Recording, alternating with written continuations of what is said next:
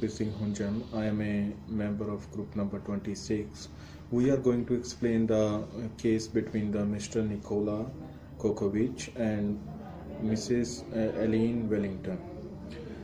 First, let me introduce the case. The primary issue in this case was related to the corporation law.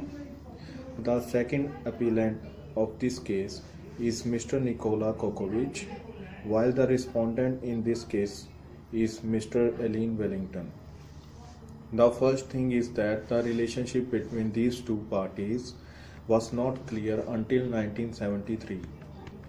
There are some duties and responsibilities which are breached during this time. The first violation was the complete control of Mr. Nicola on the business. The second violation was the violation of business ethics. It was against the validity of the share allotted in 1992. The other thing is that she was there to meet and deal the legal requirement of the firm. She claimed that at the time of the start of the business, she was responsible for dealing with the administrative matters to the large capacity. According to Australian corporation law, it is necessary to have a written agreement and the contract to ensure that both parties are working in good manner. The next part will be explained by my friend Balraj. Thank you. Hello, my name is Balraj. My friend Gurpreet discussed the duties and responsibilities of the breach of the contract. Now I am going to discuss the critical analysis of court decision on Kokotovic Construction Party versus Wellington. The first issue was notice in this case was related to the ownership of the shares. It was a big question mark that who owned the shares from the first defendants. The next issue was the cancellation of initial allotments. The starting allotments were causing a great issue for the judge. It was the big question whether this should be kept or these should be cancelled. The third issue in this case was to decide whether the allotment of December 1992 is valid or not. Further, the last and the fourth question, which was the critical decision, the decision in this regard was related to the winding up of the company. The judgment was made in the right of the plaintiff. The plaintiff in this case was Mrs. Elaine Wellington, was the beneficially interested in the business and she had contributed a lot. The contract also has the details of their shares and the terms and conditions which would be used by the both parties to work together.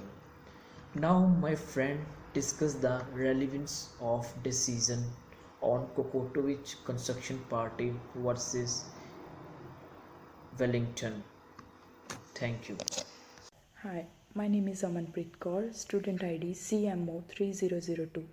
I will proceed this case with the next part, that is relevance of decision.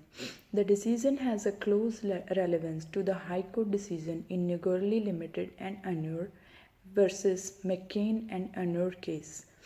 The primary issue in that case was the allotment of shares, and same thing happened in this case.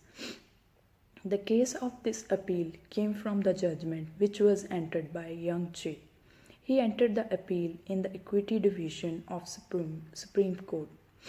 Whole issue in this case was related to corporation law.